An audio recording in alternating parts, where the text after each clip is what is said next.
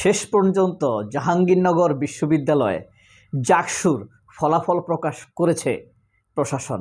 অত্যন্ত দক্ষতার পরিচয় দিয়েছে। 4 দিন যাবৎ তারা ভোট গুনতেই আছে।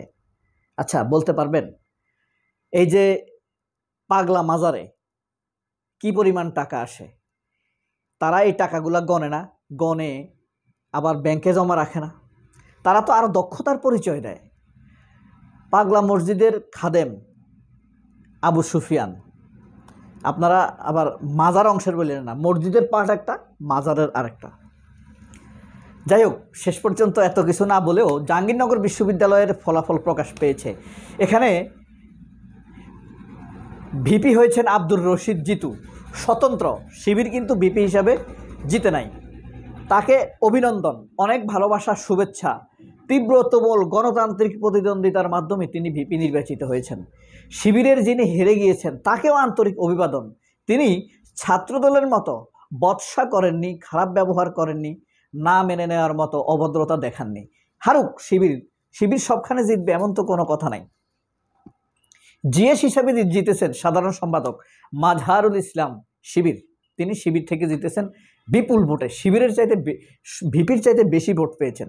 তবে এই মাজহারের বাড়ি কোথায় জানেন? রামগতি।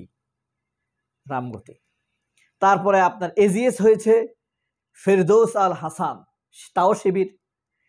জিএস, তারা নতুন সিস্টেমে একজন জিএস রাখে নারী একজন জিএস থাকবে।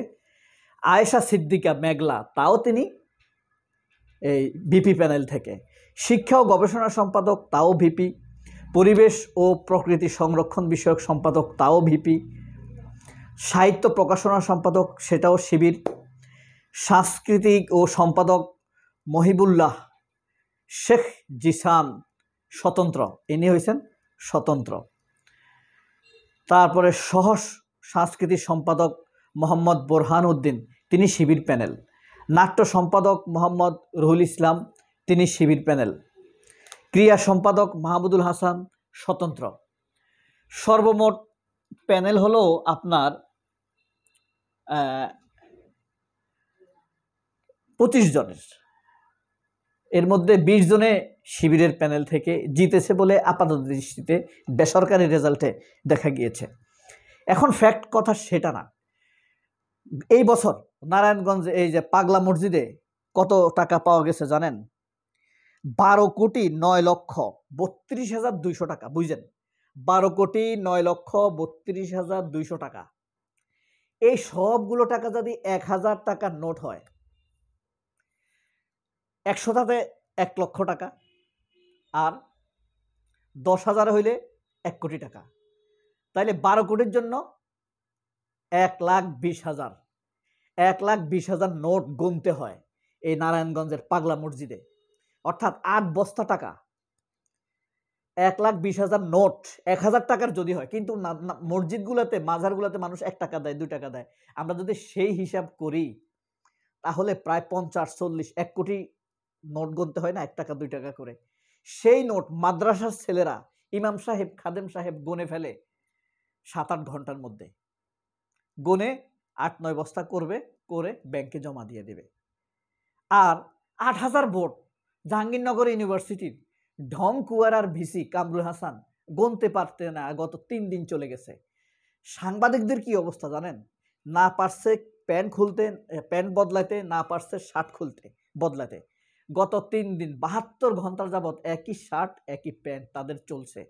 তারা বুথের সামনে থেকে লড়ে না, কারণ সে যদি রুমে যায় রেস্ট নিতে, সবাই স্বাধীন। এই ফাঁকে যদি রেজাল্ট প্রকাশ করে ফেলে তাহলে টেলিভিশন চ্যানেলের কাছে তার সুনাম ক্ষুণ্ণ হবে। সে সবার আগে রেজাল্ট দিতে পারে নাই, বা সবার সাথে দিতে পারে নাই, এই কারণে সে যাচ্ছে না। তার শার্ট প্যান্ট ভিজে শুকায়। হ্যাঁ, বাকি হলো সে পেশাবটা কিভাবে করছে সে জানে, আর তার আল্লাহ জানে। যাই হোক, এখন একটা মসজিদের খাদেম 12 কোটি টাকা গনে, 12-14 বস্তা টাকা, এলোমেলো টাকা গনে তারা আবার এটা ব্যাংকে জমা দিয়ে দেয়, রিপোর্ট জমা দিয়ে দেয়। কি দক্ষতার পরিচয় দেয় আবু সুফিয়ান পাগলা মসজিদের। আর বিসি, এটা নাকি বিএনপির বিসি, অযোগ্য, অথর্ব। খুব খারাপ লাগে। এই লেভেলে একটা বিসি কত সম্মান না, ডক্টর ফক্টর এই সেই করে। তো এদের নৈতিকতার অভাব নাকি দক্ষতার অভাব, এটা আপনারা আমার চাইতে বেশি ভালো বুঝবেন।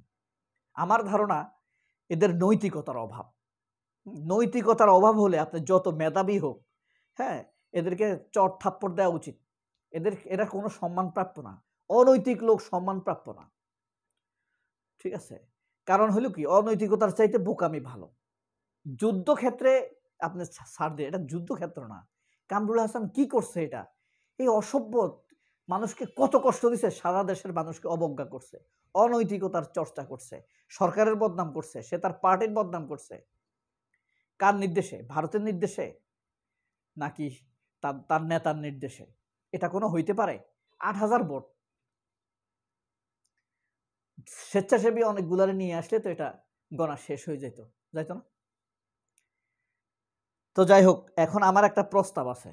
আমার প্রস্তাব হলো আপনার এই এই বিসিকে, জাহাঙ্গীরনগর বিসি এবং তার প্রশাসনকে পাগলা মসজিদে ধরে বলে কয়ে, তাদের হাতে পায়ে ধরে পাগলা মসজিদের খাদেম বানাই দেয়া হোক। সে কিভাবে গুনতে হয় তাদের কাছে শিখে আসুক।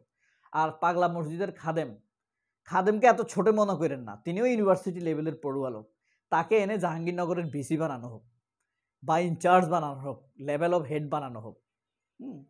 এবং দুইটা জিনিস হবে, এই বিসির দল সেখানে গিয়ে কাউন্টিং শিখবে, আর সেখানকার দক্ষ মাজারের খাদেম জাহাঙ্গীরনগরে এসে এদেরকে কাউন্টিং শিখাবে। তাহলে একই সাথে বিসি দক্ষ হবে, এখানকার যে প্রশাসন এরাও দক্ষ হবে।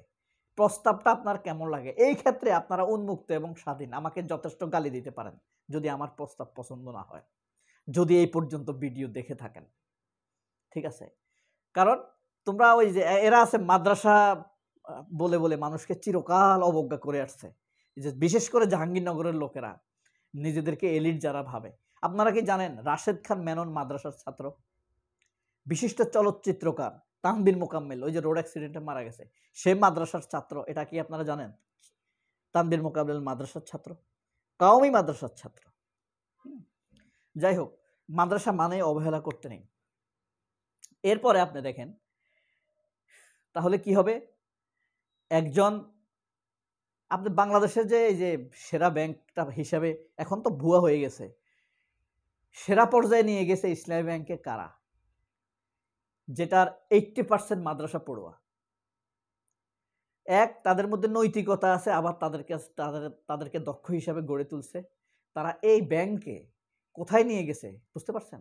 ইসলামী ব্যাংক সুসময়ে, ভালো সময় যখন ছিল 17 সালের আগে, 83 সাল থেকে 17 সাল, 30 সালে প্রতিষ্ঠা, যেই পরিমাণ প্রফিট করত, 4টা শাহজালাল ব্যাংক দেয়া যেত, 3টা ডাচ বাংলা ব্যাংক প্রতিষ্ঠা করা যেত প্রতি বছরের লাভ দ্বারা। হ্যাঁ, 11টা ফার্স্ট সিকিউরিটি ইসলামী ব্যাংক দেয়া যেত প্রতি বছরের লাভ দ্বারা। তাহলে এই মাদ্রাসা পড়ুয়ারা কোনায় নিয়ে গেছে। এখন এটাকে আপনি এদেরকে পাগলার হুজুরকে, খাদেম হুজুরকে জাহাঙ্গীরনগর নিয়ে আসেন, জাহাঙ্গীরনগরের খাদেম বিসি কামরুল আহসান একে পাগলা মাজারের খাদেম হিসাবে নিয়ে দাও, মসজিদ টসজিদ মুছবে, ধীরে ধীরে এগুলো শিখবে। সবাই অনেক ভালো থাকবেন। আল্লাহ হাফেজ। আসসালামু আলাইকুম।